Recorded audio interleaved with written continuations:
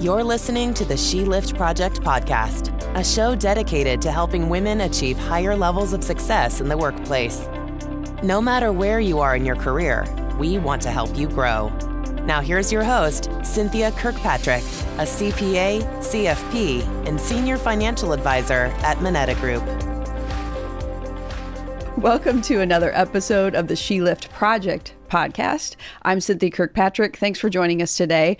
And you'll notice the name here, Kelly Kirkpatrick is joining us. We are sisters-in-law, but she is owner of two businesses, really, On Your Toes Dance Studio and On Point Dancewear. So thanks for joining us today. Thanks for having me. It's interesting, as we started preparing for this, we sat down and we were talking about how interesting your story is. And you said, meh.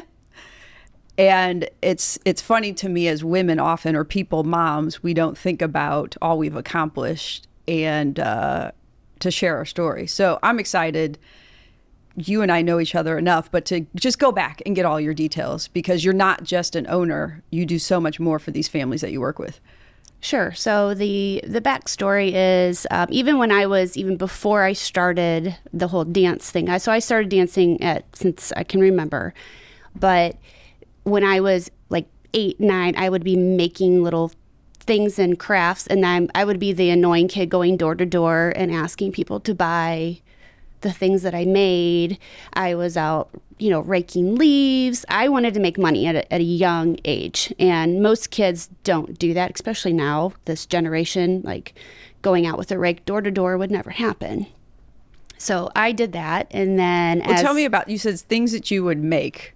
What, can you recall something in particular? What was it? One thing was an acrylic, rectangular, had a lid, and I would have paint markers, and it would be your toothbrush holder. So I'd make a little toothbrush, and sometimes or personalize folders with their name. Get my friends involved and try to make a little side hustle on just personalizing randomness with paint markers. So I made money, and it was fine. And when I was 13, my parents had moved to a different location in St. Louis in the Fenton area. And there was a newsletter in this brand new subdivision, a newsletter that went out, and there was a little classified ad section. And it was looking for a dance instructor, something to teach my child dance. And I thought, oh, well, I can do that. No problem. Called her. She's like, oh, great. They had a clubhouse in the subdivision. So I reserved some space there, moved some tables and chairs.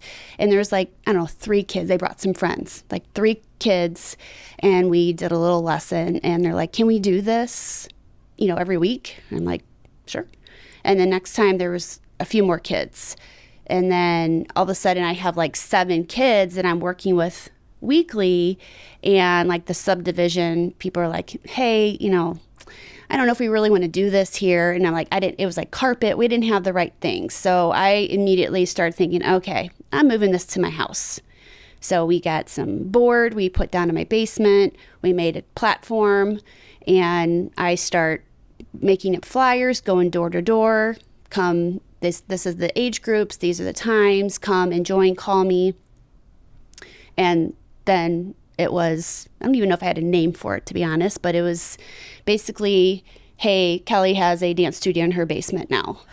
And I did that probably 2 to 3 times a week, depending on the ages. And I did that since I guess I was a 7th grader I ran it through until I went off to college. So I did it all those years, and I made really good money. And I even rented out rehearsal areas for a recital. I got stages. We made costumes. So I did that very young with all that. And then when I was old enough to drive, I still wanted to make more money. So I decided and I love animals. So I don't even know how I came up with it. I'm like, I'm going to go bathe dogs at a grooming salon. I think I answered an ad. And then I started bathing dogs and kind of went through a couple different shops, because some of them, I didn't like how they treated the dogs. So, and I finally found a really good home and bathed dogs for a few years. The woman who owned the business was a huge mentor to me. She taught me a lot about business, how to treat employees, how to, be responsible, take appointments, things like that. And later I learned how to groom. So I was going back and forth from college to come home to groom dogs, still make money. I was at Mizzou for a semester. I was a dance teacher at a local studio there for a minute, and then shifted gears to come back home for starting with the business major. And there's a lot of math involved, and my brain does not like math. So pivoted again to go to what I really wanted to do was dance. And I got my degree in dance at Webster University. Best decision I made for my career as far as figuring out what I needed to do to launch and get the correct education to teach people. So young, selling things around the neighborhood. Correct. To seeing an ad in the new subdivision, or placing an ad, one or the other, to teach dance, because you had already been developing your own dances on your own, to creating your own little dance studio, again, having to move around, be creative, build something new that would work for you, not even able to drive yourself. Correct. At that point. Right. Because you're right. I have a 13-year-old. She's in 7th grade. So somewhere around that 7th or 8th grade age group. Then you decide, as you get a little bit older, you can drive. You love passion animals. So I'm going to be a groomer, wash dogs. And you answered an ad in the newspaper. Do you remember the name of that place? The first one I don't remember. I kind of bounced around a little bit because it's, I wanted more hours and they can only give me certain hours. So I went to find places where they would give me more hours so I could work more. And it's hard work. It's very hard work to be a bather. It's kind of a disgusting job if you really think about it. But I guess that's why, I don't know, like bugs and things like that don't bother me, because I deal with all kinds of gross stuff when you're a groomer, and you would be surprised, very surprised, what you see with gross dogs. Well, you mentioned you found a good place and a woman there you learned a lot from. Where was that place that you... It was still in the South County area. And when I got my first apartment when I was 20, I purposely positioned myself very close there. I was maybe a mile away so I could get to work. I would come in at 7 a.m. and do the very loud dogs. Two huskies, I will never forget, Kimo and Sabi.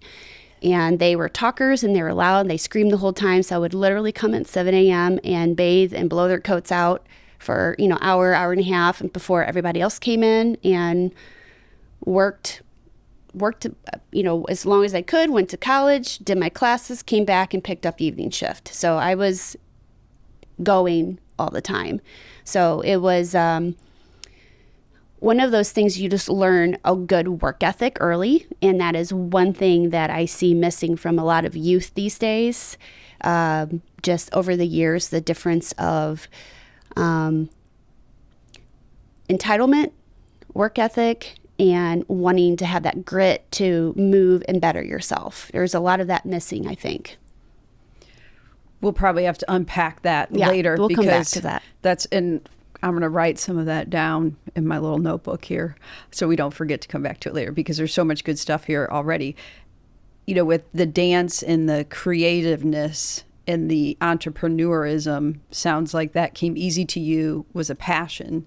You mentioned as part of your story, though, that you then realized as you're, starting these businesses and the ones you have today, that there was so much more that you were going to need to learn about, fill in the gaps that weren't your passion, but in order to be successful, you need to fill in those holes, like the math and the business side Absolutely. of things. And that's the thing. I remember being in high school, taking a lot of business classes and loved those. And that was actually, oddly, what I went to school for was zoology originally. I thought I was going to be a zoologist. And my first semester was like, we were learning about cows and different breeds. And I thought, what am I doing here? What is this? And I just was not happy and knew it wasn't the right thing, and told my mom that I need to pivot. This school is too big for me. I was very much more of a, home-based girl, and, all the partying that went on, it wasn't my jam. And there's a lot of friends that went from A students to D students because their head wasn't in the game. And I didn't want to be around that anymore. And that I was being the weird one, because I was like, hey, I'm not going to go out and do this because I have to stay home and study for this history test that's tomorrow. So I pivoted and decided I knew I wanted to probably open my own business. So I went with the business side of it and did a lot of business courses, and just realized I still wasn't getting what I needed. And I thought, why am I not going for the dance part of it? Because that is part of the training that I really, really need. And I still to this day wish I had done it right off the bat. But I think all the other parts still were part of shaping what I needed to go through to find that path. So it took a minute. So I was probably one of the older people coming into the dance program. So I was in there with people who had, I was the old one. But I didn't really care because I was there for a purpose, and ended up graduating early because I had all these different credits already accrued. So I could focus just on the dance mainly.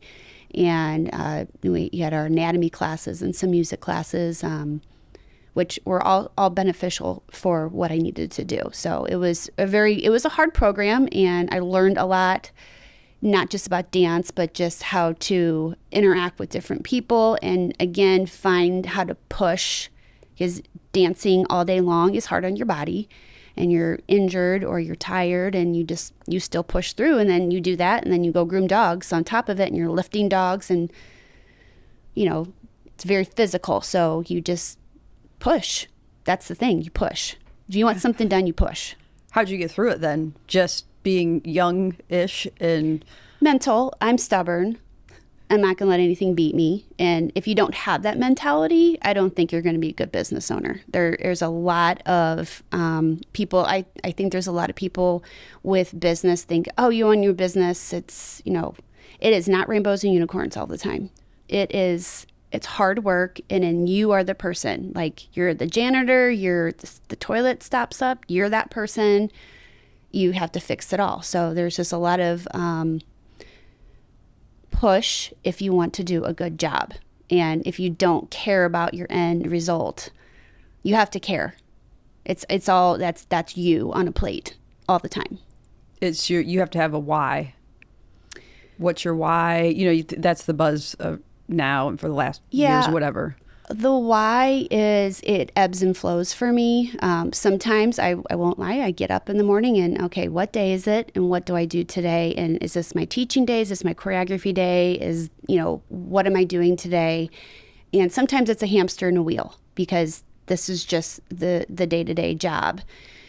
And I get reminded very quickly why I do what I do. When you have a kid that comes in and brings you a picture, I've been given rocks, dandelions. I sometimes get beautiful bouquets of flowers. I'll get a note. I'll get an email from a parent like, hey, you're doing this for my kid. And it's really strange, because when I feel like, am I doing enough? Is my class prep the right thing? Is my choreography good enough? And did I coach them the right way that day? I felt like I was a little hard on this person, but I knew that she was giving up herself, so I had to push her. Was that the right push? And then I doubt myself. Even though I've been doing this so long, I still doubt so many things that I do. And I wish I wouldn't do that, but I think that's also the drive that keeps people going, is because if you get comfortable and then you just kind of like, oh, I got it. And sometimes you just have to have that push. So I'll get an email from a parent that I did something great for a kid, or what we as teachers mean to the kids. And as a role model, you step into a teaching role, you're a role model. No matter who you are, that is that. And my daughter, who is just 16, I have given her first real class. It's a 45-minute class a week. But I've told her, I'm like, You are to show up, and you are that person for these kids. They are going to look up to you. And no matter what you think, you are still a role model. So what you say, what you wear, what you do is impressionable. Kids are so impressionable. And we have the opportunity to mold their minds if handled correctly. Well, and you can mold them incorrectly too. Absolutely. And that's the thing. I think there's a lot of studios out there, in my opinion, that are very driven one way, that can feel like a kid can, it's so focused on doing everything at such a high level. Like dance is very different now than what it was back when I was a kid. Social media drives so many things. They see these, and everybody is out there doing all these flexibility things, these crazy turns and jumps and leaps. That wasn't even a thing when I was younger. And now they're all trying to keep up with the Joneses. So it creates a push, but also creates a lot of self-doubt when you have a kid who doesn't have the talent and ability to do some of these things, because we're all built differently. If you have a kid who's super tight in their hips or super tight in their hamstrings, they're not going to have flexibility to hold their leg in their face, but they might have it to the side. So everybody has these strengths and weaknesses that drive a dancer, but these kids are seeing these phenomenal, what I call freaks of nature people that are doing the elite things, and they think they can do that. And when they're not there, it'd be like me thinking I'm going to be, a professional swimmer. Well, I mean, I can swim all day long, but I'm not going to do what the professionals do, because that's not my role. That's not what I do. But these kids think they can do these great things, and they think they can do it without the training or the work. That's the thing. If they don't work hard, they're not going to achieve what their personal goals will be. So how do you manage, as I sit here and think about, this really applies to anything and everything, 100%. Right? Dance, any type of kids activity, whether it's sports or some of the different clubs they could be a part of, being an actor on stage or chess club or whatever it might be. Layer that on to business, because you build a team in business, and there are people who are really good at the office management side. There are people who are really good dealing with people and helping them get into their lane. How do you do that so I'm going to ask how you do this with the kids and how you talk to them and how you work with them. But in my mind, this layers over to how do we communicate with anybody in life too, when they're seeing that online, these freaks of nature, how do you talk to them or help them on the path where they should travel? So there's a motto that I have in my classroom when we are performing whatever we're doing. All I ask for a kid is their personal best. It is a flat out motto, and my kids know that. A competition, for example, we do have a competition team, and that's where my focus is. I don't do anything with the rec program. It's not that I don't think that that's important, because it is, because for that once a week dancer, for that kid, that means a lot to them, especially if they enjoy dance, because maybe that's not their talent to go on to do competition, and that is okay. And honestly, my bread and butter of my business are my rec kids. That compose more of the percentage of my clientele. My competition team is a much smaller percentage, but that's the one that I am heavily focused on, because that's just where I'm needed as a teacher at this point, and where I can coach the kids. But the personal best part of it is when you are in a competition setting, all you can ever ask of a kid is for them to work at their level. So if they come off stage and, I did terrible, blah, blah, blah, I messed up. Like, okay, well, I didn't see that mistake, and maybe the judge didn't either, but did you go out there and we also have something that I give them a level. So we have level 1 to 10. And 10 is being at the top level. You have your faces, you have your attack, your energy, all the things to be at the highest level for themselves. That's level 10. And when we're rehearsing throughout the year, it's like, okay, what level? Give me your level. And some people are like, well, an 8.7, in 9.2. I'm like, okay, When are we going to go to our 10? We have to practice at 10 to be at 10 on stage. So it's just finding that drive constantly. But going back to the personal best is the competitive nature of kids. If they want to be at a level 10, they'll work at a level 10. That means level 10 in classwork, not just on stage. And that's what I call gamers. The kids that kind of give me about an 8 in class, and then all of a sudden they're a 10 on stage, and then they do weird things on stage because they're not used to doing that full out, and they might turn the wrong way because they over-rotated their turn, something like that. But it's more what they want to do with their dancing, and I'm happy to push them. They have to want the push, though. So it's personal best is all I ever care about when they come off that stage, whether it's recital, coming out of the classroom. If they've given their best, I'm happy with it. I don't care what they score. And I would imagine I've coached soccer teams. I know people who coach in many different regards, children. That might be a different, maybe there might be challenges. I agree with your approach and your thought. There might be challenges, other people thinking differently. Oh, absolutely.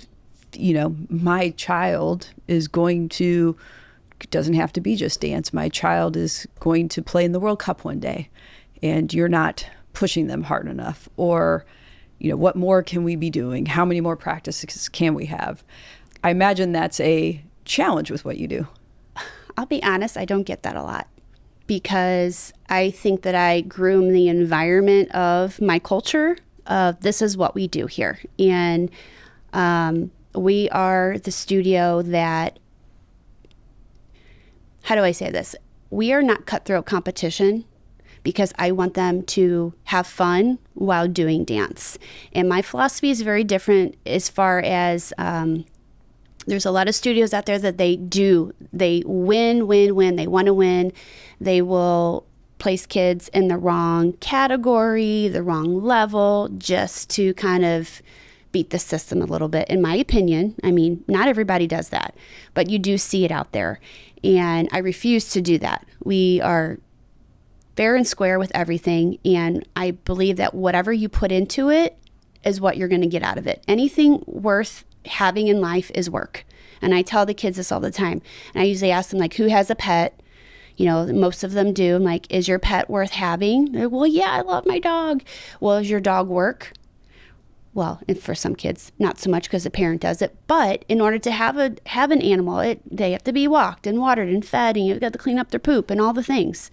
So you have to have some sort of work to have anything that's enjoyable. If you want to have a home, you have to have upkeep. You have to clean it. You have to cut the grass. You have to do all these things. So nothing is just handed to you. Anything worth having is work, no matter what it is, hands down. So thinking about grooming that culture, how did you come to that, or how did you figure that out? How do you create it?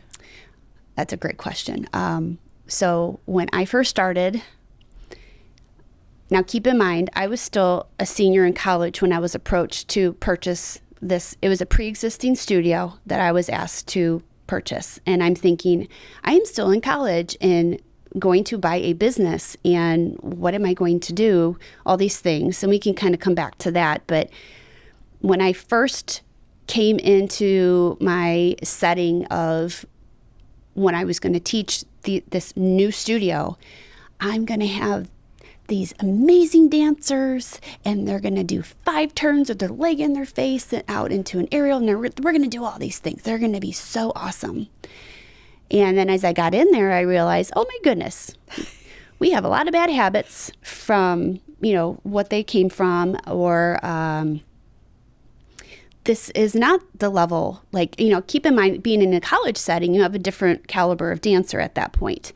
So you have all kinds of different walks of life coming in the door and thinking, okay, this is going to take a minute. And then it took me a couple years to kind of get going. And then I quickly realized that most people are not freaks of nature, cannot accomplish the things that perhaps I was wanting.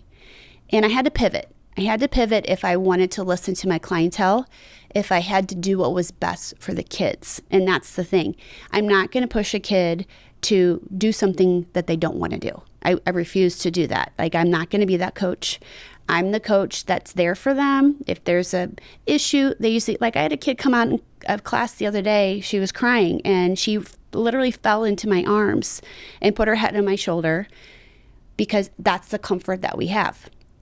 So creating that culture took a minute, but our culture is, I care more about teaching a kid how to be responsible, how to be a good teammate, how to work hard, how to have a work ethic, how to practice, how to have the responsibility of being a good human. That is important to me 10 times over as a good person versus someone who's an amazing dancer. I mean, I have both. I've had kids go on to be professionals, but at the end of the day, my parents want to see their kids happy. They want to see them thrive, and they are improving. It's the improvement and the progress. And I think we have a very happy culture because that's what we talk about. And I mean, as a parent myself, all I care about for my kid is that they're having a good time, they're learning, and they're getting something out of it. And we just have that culture there. So I mean, being year 27, to think back when that kind of happened, it's hard to tell.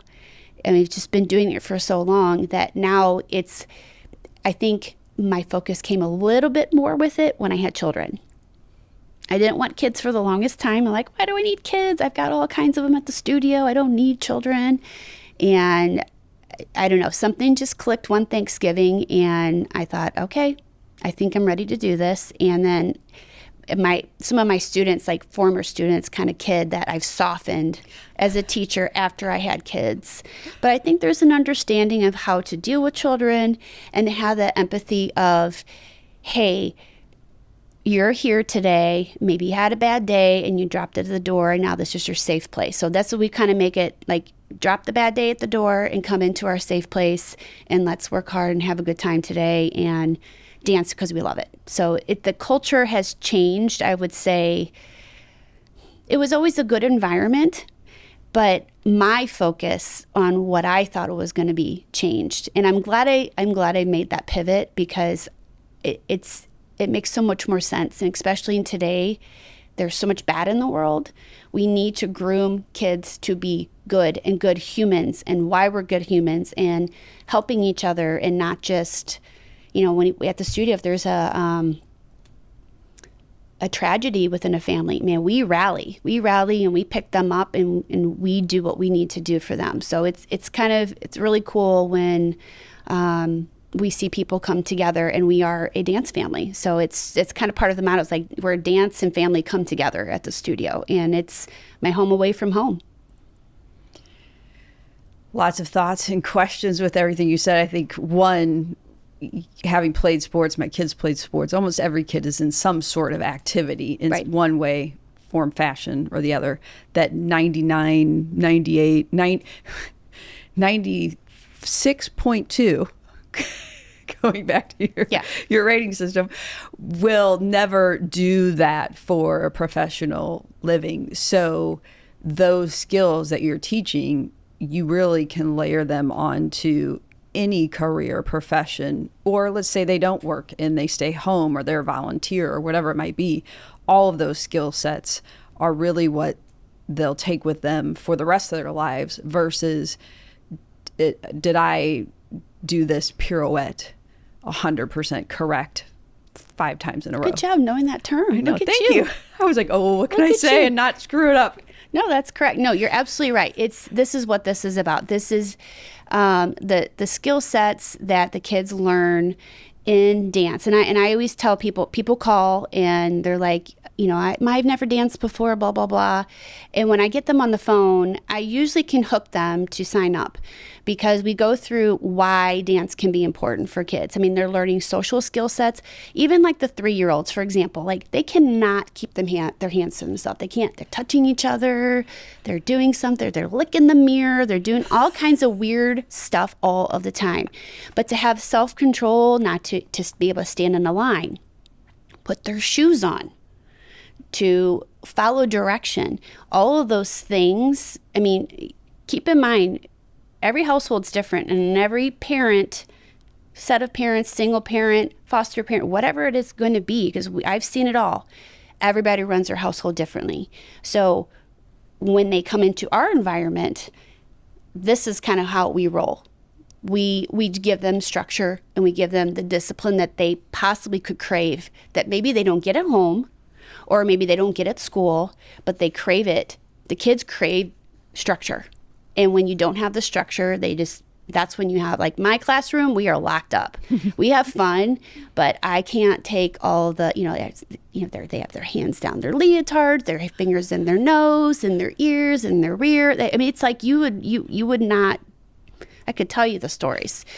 It's kids, but it's taking that moment of having that nonverbal gesture when the kid's got her ponytail in her mouth, where I just put my hand up on my face and act like I'm pulling something out of my mouth, and then they take their hair out of their mouth. And no one knows that I've done that, but they don't need to have their hair in their mouth. That is just something that you just teach kids, that has nothing to do with dance, but it's just how to have self-control and how to be a human and to work on life skill sets, not just dance. It's 2 in 1. It's a package deal. At least in my classroom it is. So maybe going back to the zoology thing, you are herding animals sometimes. It's like herding cats. Trying to take a picture, like even posing a picture for a large group of small children, herding cats 100%. Patience. Lots of patience. So what I tell myself. There's a scene, oh gosh, I can't think of what the movie is. Eddie Murphy, keep it together, keep it together, keep it together. And my husband and I joke about that all the time, because sometimes it's like all of my might. And I also joke with one of my coworkers, like, I've got my big girl pants on today. Drawer is running low here, big girl pants on, because some days it takes all my might to come in there. And when you walk through the door, it's showtime. You have to be on for your kids. You might be having a terrible day, but they need you that day. So it's like you got to flip that switch, and you got to be that person for them.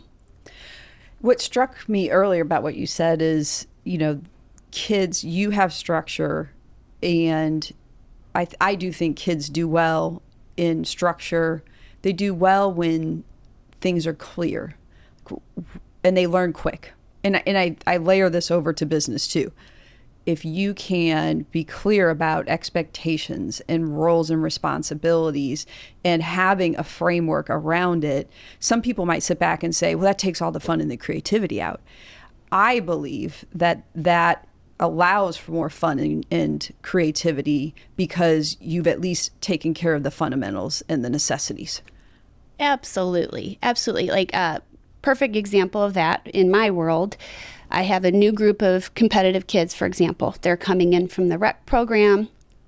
They've never had me as a teacher, and they come in and they're running around the room like, whoop, let's back up, everybody. This is what we do when we come into my classroom. And we sit down, we call a meeting, and then we set those rules and expectations. When you come in, you put your dance bag down, you get your shoes on if they're not already on, and you come out to the floor. You're either stretching or you're reviewing material that we learned last time. Now, it takes them a couple weeks to do that, but now they come in, they know exactly what to do, and they get it done. And it's just kind of a cool thing when you see, because they need that guidance, because my kids are not running around the room, they're not hanging on the ballet bars, they don't do those things because they know what it's if they're doing something like, hey, are you making a good choice right now? And they just look at me and then go back to doing what they're supposed to be doing. So it's a quick redirect. It doesn't have to be, what are you doing, blah blah blah. It doesn't have to ever be that. It's just your approach with kids, because a lot of times they just need a quick redirect and asking a question, hey, should you be doing that right now? Typically the answer is no. typically. So then they know the answer. They know what the right thing to do is. So it's setting your same thing in your household. You have an expectation of what you want for your household, for your children, for a business, for your employees. You set those things. This is what we do. This is what we do. Like my environment for my employees, like I'm probably an anomaly this way, but I feel like they're my coworkers. I'm not the boss and they're not my employees. We are all friends. We all get along great. We work together. Like I'll leave them notes in their mailbox like, hey, in ballet class today, can you work an échappé? Because they have this in their lyrical number and they're really not getting their feet sliding out on the floor, blah, blah, blah, whatever the technique is. So we communicate with notes. We just truly work together as a team. So I think it's the environment that you give. Like, I don't think that they think that I'm their quote boss. Yes, they're going to come to me because I'm that person, but I never feel like I'm above them, that anybody's above anybody. We just kind of work together. So I think we're a little bit different from that. I'm on a lot of different teacher boards and studio boards, and you hear a lot of stuff that happens at other studios. We just don't have that. And I think a lot of it is the culture of an expectation, as you said, the expectation is huge. What we have to have, and this is what we want to do, and this is how I want my kids to feel at the studio. And everybody just does it because they feel the same way. So you've done the right hiring too. You've built the culture you want. That is a hard part. Yes, for sure. And that's if you don't have that body behind you, and your people that build you up too, then it's any business. If you have that one bad apple, man, that is just, it's a cancer through the whole thing. So 100%, you have to build your team the right way. And then once you have that dream team, it's great. So it's knowing who you are, whether it's you as a person or saying, okay, on your toes, this is who we are as a studio. This is without question. We won't deviate from these values, and then everything else should be feeding and supporting that. Yes, and actually a lot of people that I hire are people that I know personally. It's very rare that I hire anybody sight unseen or just coming in, and the people who I have hired that way, they don't stay around. It's just they're not the right fit. I usually bring them as subs first and watch how they teach a class a couple times, and I go straight to the students. What'd you think? And they are the best litmus test. They're like, yes, we love her, or like, no way. We had one person come in one time and she couldn't even count music. It was a disaster. And I came to the door at one point and one girl looked at me like, she goes, help. I'll never forget it. I thought, well, she's not going to get hired.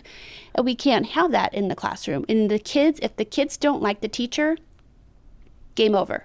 So I'm pretty selective who I bring into my world. And if they don't have the same, and there's people that are great teachers, but they're not clicking with what we want to happen in our environment, I have to pass it over. So I'm just super picky who I bring in. And, because they don't fit into your mold or they don't fit in and you have to say, no, not for us, or they come in and they say, you know what, this is not for me. It's not a bad thing. No one's bad in that regard. It's just, again, knowing who you are, what you want, and not sacrificing that at any level. Absolutely. Like I owe it to my parents and my kids not to give them someone who's not going to give them the best work and to help them with their dance education or grooming them as people. I said, it's a twofer. Education for dance is important, but the back half of life skills and what else we're giving them is so important, and more so now, I would say, since COVID. It's strange how I feel like my focus has definitely changed because I've seen a huge shift in a lot of kids. COVID was probably the hardest thing I went through as a business owner, hands down. But the shift in how I feel about my people and the kids and how they need to learn, there's definitely a difference in the kids, that especially the small kid, the kids that were young and now have grown up a little bit. I see their brains work a little bit differently.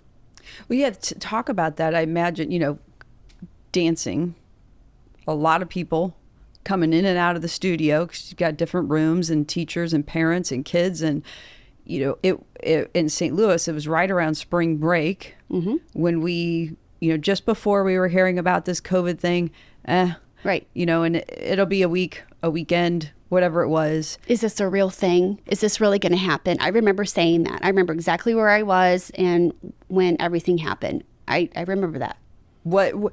And when you say that, meaning when you knew you were going to have to shut down for a while, or? I think I knew that we were going to be off for about a week. That was my first. I'm like, oh, okay, we'll be off for a week. I can use a break. And then that week turned into 2 weeks, and then we're in 3 weeks, and I'm like, what is going? I remember going and laying in my bed and crying, just crying, because I'm like, what am I going to do? These poor kids, like, I miss my kids. It was just so tragic. And like, what literally am I going to do? Because there was no light at the end of the tunnel at that point. And I'm like, I'm not going to let these kids, like, first, I'm not going to let my business fail. I will not. Come hell or high water, that was not happening. I will figure it out. And so I start thinking, okay, what can we do? What are we going to do? Then Zoom was going to be what we were going to do. So I immediately start figuring it out. I had my daughter's group of kids in her class. I'm like, okay, everybody, I'm going to send you a link. Let's try some stuff. Let's be the guinea pig. So we tried some things. I'm like, okay, this is not ideal, but at least I can see them. We were having conversations. We were laughing. It was good. And I thought, okay, we're going to have to do this. So that's what we did. We were on Zoom for a minute. And when we were kind of like over the summer, we were out in our parking lot.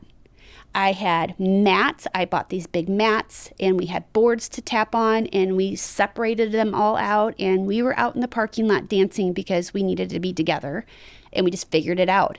It was very trying, and it's like there's parts of it I feel like I've blocked out because it was just so much. And then, you had the mask situation. When we finally came back, we had some people who didn't come back because they didn't want to wear masks. Then we were mandated to have masks, not have masks. My role was to keep kids safe as much as possible. So I was pretty hardcore with it just because of the mandates and everything we needed to do. We had our boxes on the floor. You stayed in your boxes. You did your things. Temperatures at the door. Like, it was crazy. We had to completely maneuver how we did our parking lot, how people came in the building. It was like designing a new business at COVID. So it was a whole nother situation, and just how isolated.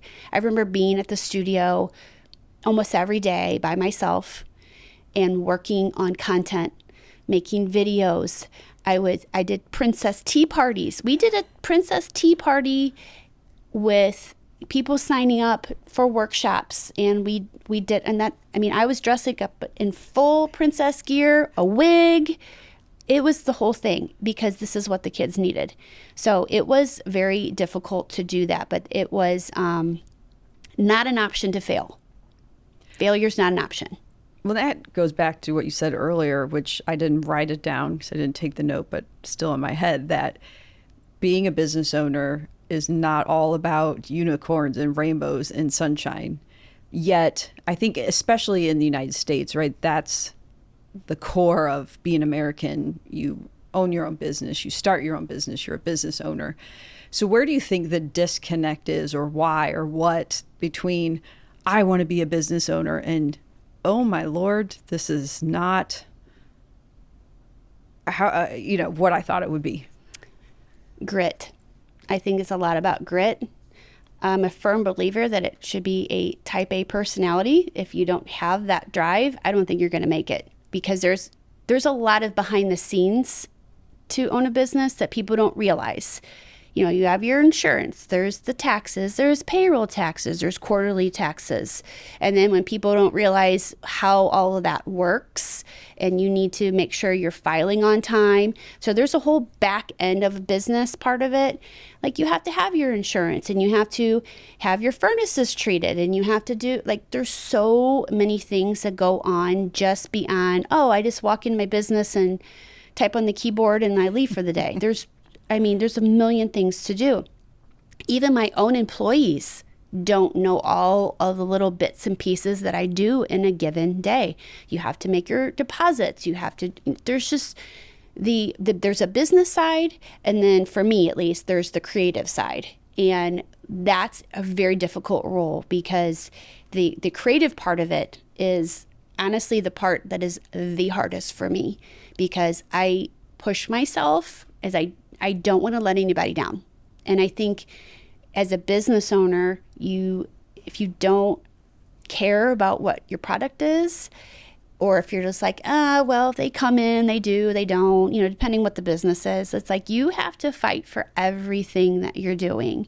And the time that you take a step back, you're like, well, then you're not going to have your possible success what you want. And success is very different for everybody. We've kind of talked about this in the past of what success looks like. And I don't think there's a clear definition. It's so individual and unique for each person. I talk about this at recitals sometimes, like success could be that person showed up at recital that day with the correct hair, the shoes and costume, and came to the correct recital. That could be their success for the day, where others might have ran a marathon.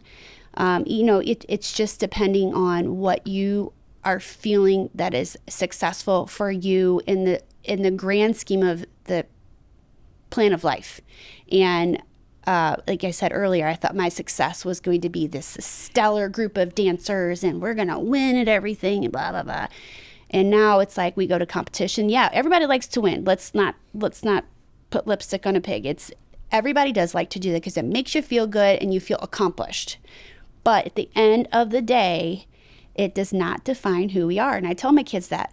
Like, did you guys go out there and do your best? They're like, well, yeah, we thought we looked good. I'm like, well, you probably did. But maybe someone else did a little bit extra work, and maybe that's why they beat you out. So you have to think about the work you put into it and what you got out of it. But if you're happy at the end result, then that's what should matter. So it's kind of the success part of it can be measured possibly by a trophy for some people, and possibly by maybe, hey, that kid stuck that double pirouette when they fell out of it every time at rehearsal. So it's really what you want to color it that day. Yeah, and so much we feel like we need to, our society, give children a trophy for everything. We can't use red pen on their papers, whatever it might be, when it should be less about that outcome, what you're dangling at the end, and those milestones that you along the way, whether it's, I think about just everything. It may be a kid who's afraid to look at an adult in the eye and shake a hand and say, hi, Mr. and Mrs. I'm so-and-so, and then they do it. And we should celebrate that, whatever that absolutely it is. Yes. And honestly, like, I do think there's a lot of, kind of going back the trophy thing, like, you know what? Not everybody deserves a trophy. Like when I was a kid, it was first, second, third. Now it's like everybody gets an adjudication and then they do other things and there's this award and blah, blah, blah. That wasn't like that. And I think kids need to learn how to fail. In order to get better at anything, you must fail first. And I tell them that, they're falling out of a pirouette. They're, the legs are bent on their bottom or whatever. Like, well, we have to do it the correct way several times for muscle memory. You're going to fail at this over and over again until you figure it out. So the kids who don't know how to fail, for me, those are going to be the crybabies in life. And the quote Karens, they need to know that you're not going to get everything you want handed to you on a platter. You have to work for it. And some things you may not ever achieve. I mean, that's just, if I say, hey, I really want to have straight hair the rest of my life, that's never going to happen unless I work every day and straighten my hair. It's just never going to happen. I have curly hair. Once you realize this is what it is in life and this is what God has given me, then you go with that. And if you fail during the way, why did you fail? And are you going to do anything about it, or just, suffer the consequences and just say, hey, okay, I didn't do this well this day. I'm going to try again. And that's the point. Try, keep going and not giving up. Because once you give up, it's just game over for so many walks in life. Well, it makes me think of going back to the type A personality, and I tend to think I have somewhat of a type A personality, that when you're talking about your business and all these different things that go into running a business, one, it's probably hard for a type A personality not to know it all and be able to do it all and do it all well. But two, I would imagine having to pull in people to help in areas along the way, that if you did try to control it all and do it all, you could only get so far. But by being able to ask for help and pull in other experts, you can elevate above and beyond. Is that true in your case? That is called delegation. And that is what I had to learn as soon as I had my first child. I had to really figure out how to delegate, because a lot of times I would ask for help, and I've had to kind of shift a little bit. Someone's way of, there's two ways to skin a cat, so to speak. There's always my way that I always feel is the most efficient. And then there's the other way of doing it, which same result, just may have taken them a little bit longer to get to that, or maybe they did do it more efficiently. But delegation is huge. But it also comes with, allowing someone else to take that, I don't like to call myself a control freak. I don't like to say that, but there are elements that you have to be that way with your business. Because if you just allow someone like, oh, I'm just going to go do this. Well, no. You can't do it that way because of this. So delegation is key. And once you find, like, I have a right-hand man and I don't function without her. She is my person. We bounce ideas. I feel like we kind of do things together. So I can delegate something to her and I know it gets done. I don't have to go back and check up on her, because that's the relationship we have. That's what we've trained to do with each other. So the delegation part of it is, as long as you're smart, but you do have to give up a little bit to, and asking for help is another thing. I don't always like to ask for help, because I can do it all. I can do it. And if I ask for help, then I have to explain it, and then that's going to take more time. But sometimes I'll have some of my my younger kids come in, like for a work study program. Like, hey, I need this separated. I need this organized. And I give them money back to their account, and they come in. So I have like a little work study program. We have demonstrators. We have little worker bees, I call them. And they come in and they like to do it. So I have learned to do more of that, and that I don't have to do all of it on my own. I don't have to empty every trash can. I don't have to vacuum every single night. I do have people that I can ask to do that. It's just asking for help is a little bit challenging for me. I won't lie. So it's probably finding the right places. Maybe it's baby steps even too, dipping your toes in, like finding the right, maybe it's lower level, can't hurt the business or the brand. Start there, find those people to take over, and then bit by bit, you get more comfortable with it. You learn you can trust them, and you can expand from there. But I'm guessing you don't have the businesses you have to the extent that you have them without that other help. Right. We've just grown. My business has grown too much for me not to have help. I mean, I started with a 3,000 square foot space, and now I have about 7,800 square feet. So I've grown over time, and it's kind of crazy when I go down the hallway, because I've just kept taking over more space. When I go down the hallway, I'm like, oh, this used to be my reception area. Like, how in the world did I ever do this? And this was my teeny tiny office. How did we function like this? It's crazy. So there's parts where you have to definitely bring your people in and figure out, like, I've had many receptionists. That is another key element of your business. If you don't have someone good at your front desk, like currently I've got a rock star out there. Like, she's doing so many more things than I ever thought she would be doing. And it has been a huge help for me. So I have really relinquished a lot of my responsibility and given her more things, because she's just great at it. And it has helped me tremendously. But I had to give that to her to do and be okay with it. And it's working out. I'm working on it. Takes me a minute, but we're getting there. So it is finding the right people in place that you trust, that they're going to care about your business the way that you think that they will. At the end of the day, no one will still care about your business more than you. I mean, hands down. I mean, they can care a lot, but you will be that person all the time. How do you then, as that person, the business owner, the things that you're doing, going to the kids, asking what if they're happy, what they want, knowing what your parents want, knowing, one, that's smart business, but two, I imagine that's a lot to take in and manage. Given all that you're managing, how do you get through it all? What do you are there things you do for yourself that help you get out of bed every day and start it again? I'm on the go all the time. I walk a lot. It might be that I have my headset in and I'm with my right-hand man on the phone, walking the dog, doing, multitasking. I do walk a lot. I'm a cyclist. I mean, like yesterday, I cranked out 30 miles and I needed to do that to get my mind right. So just going out on my bike and riding is a huge thing. I work out almost every day, and I think that kind of grounds me a little bit.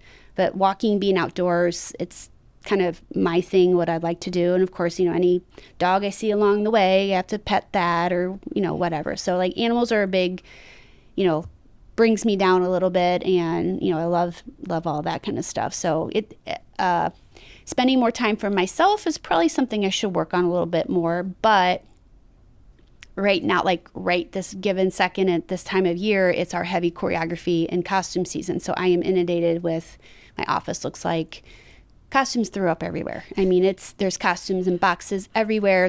It's a mess, but this is just kind of where we're at right now. And, I'm working on choreography constantly. And so that's just part of how this part of the year rolls out. And then it kind of settles down a little bit.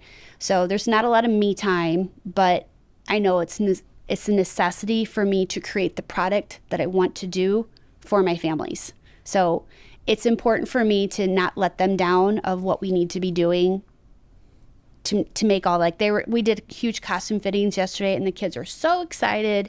We're doing all the pieces and the hair pieces, and they were just loving life. And it's just, they're spinning around, their skirts are going out, and they're just, I put a pair of gloves on this one girl, and she thought she was that in a bag of chips. I mean, she was so funny. And it's just a fun time to see them light up that way, because that's what this is about. They're happy, they're having a good time. So it's a lot of work, but like yesterday, for some reason, it was a really rewarding day for me as a teacher, and just, I can't quite put my finger on it, but it was just a nice time with them up there. What are some things you've learned along the way or that helped you to get where you're at today? Either, surprise successes or obstacles or challenges or failures? That's a really hard question to answer. Again, I've just been doing it for so long. I think it's a trial and error because every year I have a different group of kids typically, but within the same groups that I do have, they're still growing. So how their minds change and how they perceive information changes. So I think constantly changing who I am as a teacher is important. My core stuff is still always going to be there, but I think that's a really big obstacle is, again, talking about like what social media does and keeping up with the Joneses. Everybody's got their stuff on social media and these videos, and the kids think this is so cool, but that's a whole nother part-time job. Social media is a whole nother part-time job in itself. And that is not what I do for a living, but it has become a little bit of what I do for a living. And I don't really love doing that.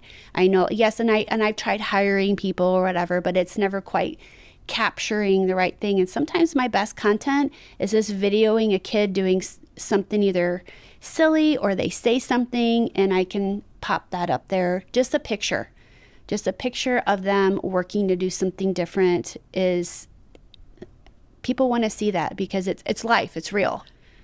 So constantly changing how to, and I'm always working on myself as a person and as a teacher, because if I just stay the same way, I'm not going to be good for anybody. So I constantly do work on all that stuff and how I can be better and do more. And I just want to help people. I think back to, we're very close in age, so we have to keep working on ourselves and learning because, if we stayed back in the days before cell phones or whatever, you have to keep evolving, I guess, as a person, right. A leader, an owner, a business, or you will, like Blockbuster, some of these names that we remember, sure, you'll go out of business. You'll be obsolete. Yeah, well, that's crazy because like some of these businesses I have outdone.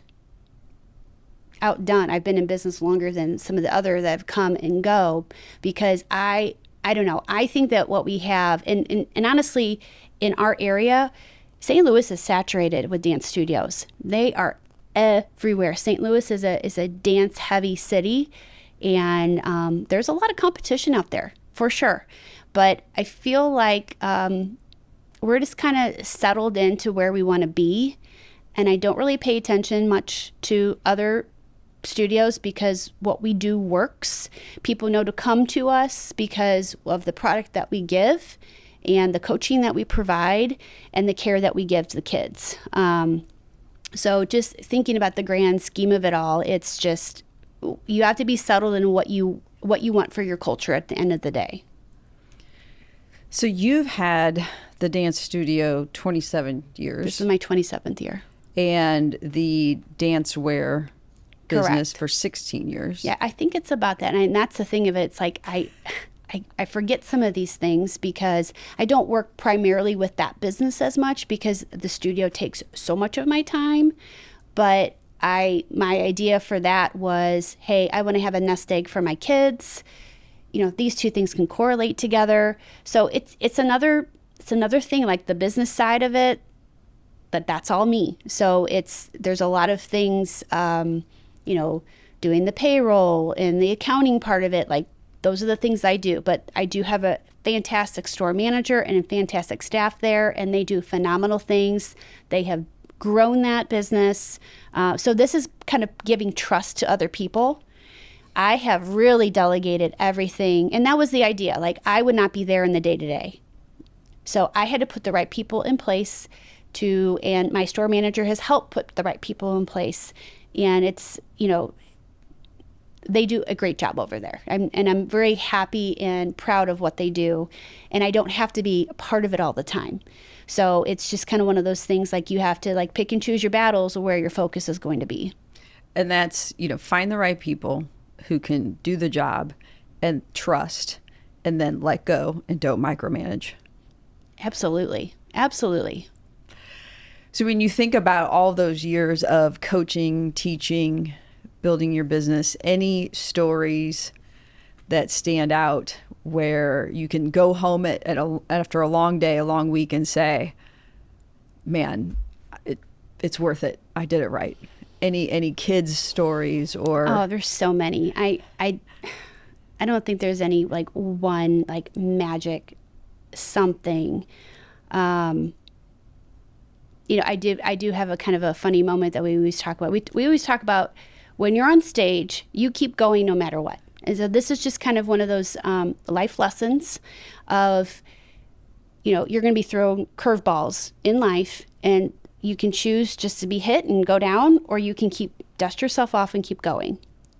So we had a group of dancers on stage, and it was just funny. And I tell them, if your music goes out for whatever reason, just keep going. Keep going. You drop your hat on stage, you drop a prop, you either kick it off, pick it up, keep going. Just keep going. So we're off to the side of the stage, and there was a storm that particular day. And one of my kids says, Miss Kelly, what if the music goes out because of the lights are flickering? I'm like, oh, that's not going to happen. But what if the lights go out? I'm like, that's not going to happen. Just let's get on our lineup. Come on. I'm shifting gears, trying not to make them think of it. They go on stage. They're about a minute in the dance. And what do you know? The music goes out. And then some of them are kind of like side-eyeing me at the side of the stage. And then, I kid you not, the lights go out. They're dancing in the dark. You can hear them. They're dancing in the dark. They're keeping time. The crowd is going berserk, like clapping, cheering them on. And all of a sudden the lights come up and they finish their last little bit. And it was like standing ovation. And it was like they didn't even know what hit them.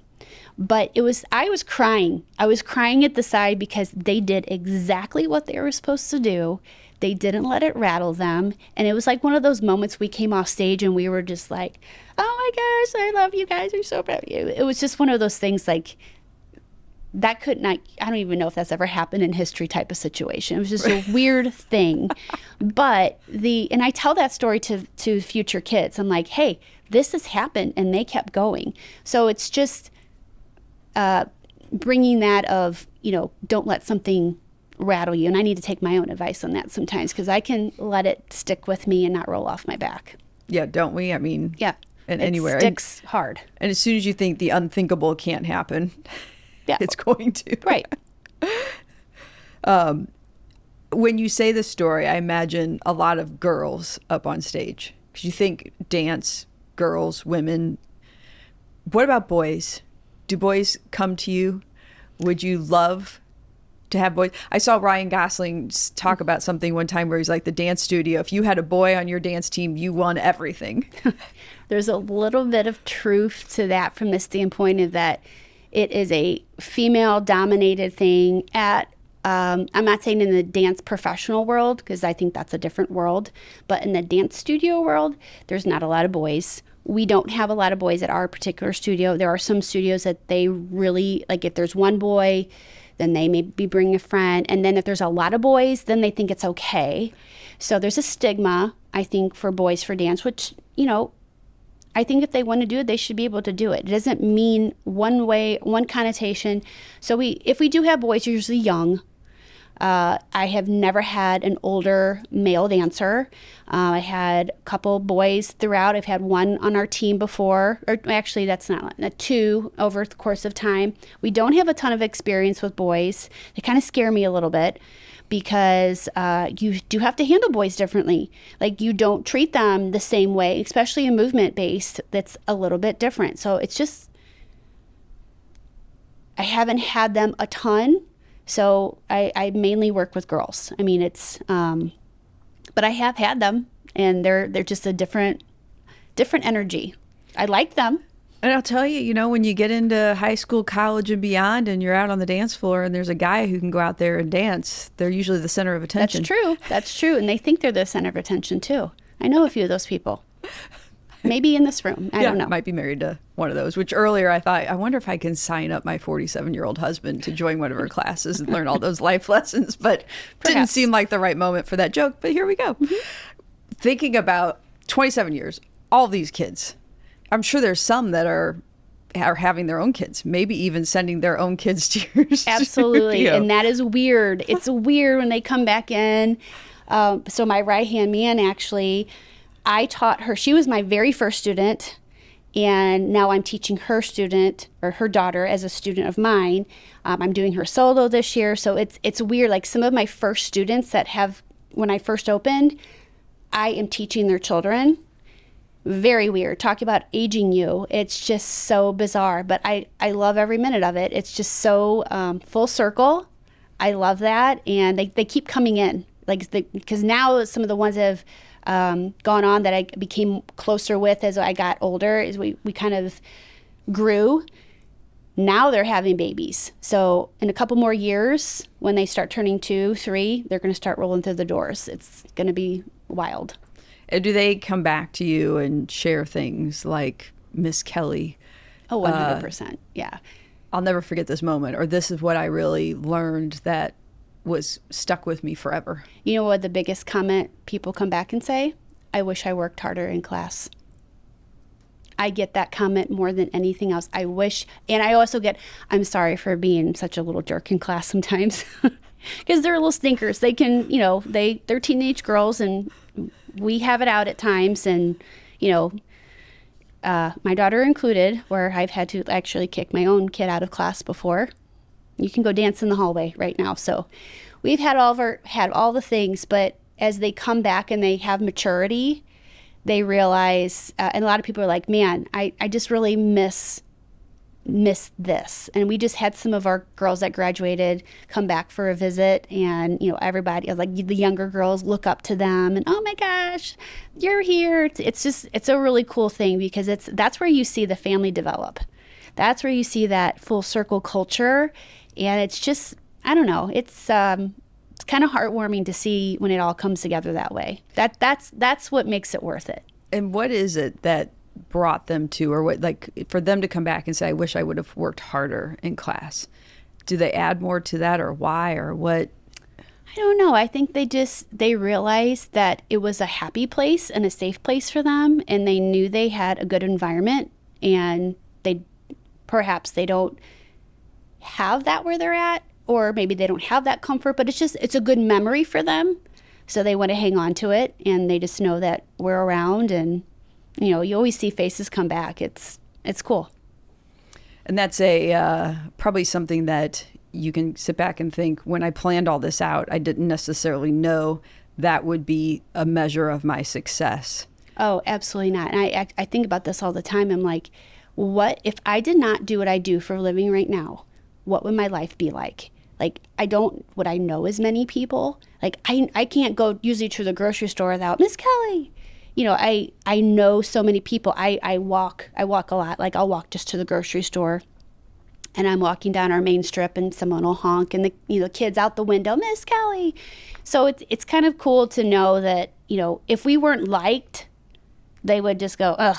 They wouldn't even say anything. But you walk into certain things, you're kind of like a little mini celebrity that, Miss Kelly's here, or so-and-so's here. It's just, that's just the culture we provide, that it's a good memory for them. Like, I remember my first dance teacher, I loved her. And we're Facebook friends now, and so we'll comment on each other's things. But it's like, sometimes your first dance teachers are very impressionable. And that's the thing, as a teacher or coach, you are a built-in role model. Whether you want to be in that role or not, that is that person. And you could be that person for that child for a very long time, and you don't even realize it. They hang on every word that you say. Yeah, I think, whether you're officially a leader, not a leader, officially a coach, maybe it's just that 5-year-old seeing a 13-year-old in the studio, that you can and do have an impact on everyone around you, whether you're at a studio, whether you're at a grocery store, whether you're driving on the highway. You have the ability to impact the energy and the people around you, who then that will be that ripple effect. So what energy are you putting out there in the world? What impact are you having on the environment? Because you are, no matter what you're doing. Absolutely. And I think, I guess if I had to kind of pigeonhole it a little bit, I really believe it's just about building good people. Like, we need good humans, and building good humans. And I don't know, just sometimes it's like, if I have to give a correction, how to stretch someone's foot one more time, I'm like, how many more times do I have to do this? But at the end of the day, when that kid comes up to me at the end of her solo rehearsal and gives me a big hug and thanks me, it's like, okay, I guess it's worth it. It's just, there's so many rewarding things, and it's hard work, and it is hard. And there are days where I'm like, what am I doing with my life? Because I second guess myself, because I want to be the best at what I'm doing. And I think I watched a documentary on Michael Jordan, and he's pretty incredible as far as where his work ethic went and what his mindset was. And I related to that so much, because you have a level that you want to be at, and in order to achieve what you're wanting to do. And I do feel that I do that because I'm hard on myself. And I think if I'm not hard on myself, then I'm not going to give these kids what they need. And I don't want to let anybody down, ever. That is like a fear of mine. I don't let anybody to think like, oh, Miss Kelly forgot about me, or she didn't do this. It's like, she went the extra mile. How do you overcome, just when I think, okay, it's probably time to wrap this up, and then you throw that out there? I think a lot of people who want to excel, who are really smart and aware of what they are good at or aren't good at, or know or don't know, there's that fear. How do you overcome that, or use it in a way to where it's not holding you back, but it propels you forward and helps you become more than you would? Because fear can be harmful and damaging, or hold somebody back. Sure. And I think a lot of it's what I call the fear of the unknown. And you have this anxiety that builds of this failure. And again, going back to what I used to say to the students, like, you learn from your failures and figuring out, okay, this happened here, or I'll look at a piece and like, I don't like that 8 count. That's a disaster. And it's like, man, I worked so hard on that. Like, okay, it's got to come out and I have to redo it because I'm not happy with that, because that's not the product that I want to put out. So you do progression across the floor and it's like, okay, that was too fast for them. I didn't put that together. And then you tweak it, you make an adjustment. So it's about realizing where the mistake is and how to pivot. If you don't pivot and you dwell on that, the part that didn't go well, then you're not going to overcome that. So it's overcoming the fear by just jumping in, and you have to do it. And it's uncomfortable.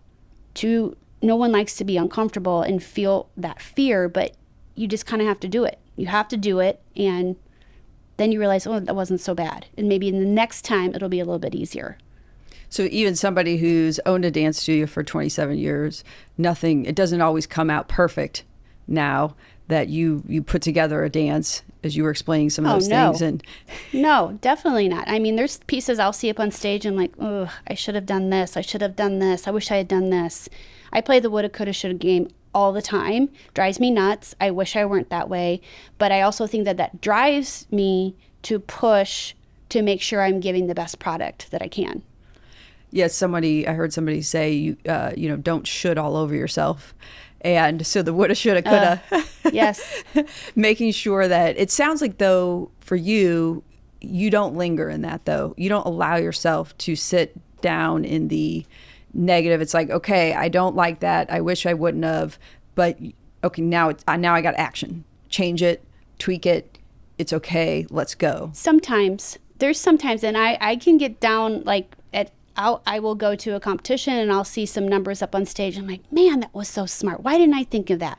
Why didn't I do that? Like, wow, I could never do that. I could never put a number together like that. And then I'll just ponder and think and get into this horrible mindset of I'm not doing good work. That is really hard for me. And I definitely do that. Most people don't know that about myself, that I will go down that path.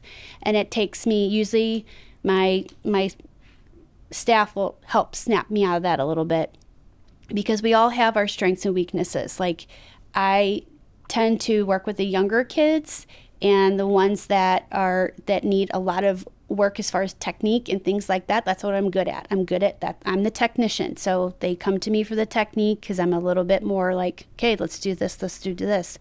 But you can quickly fall down that road because you want to be good at what you do. And if you feel like you're not at that level, you have to, like, there's days where I'm like, I don't want to do this anymore. I'm tired of putting myself in that position.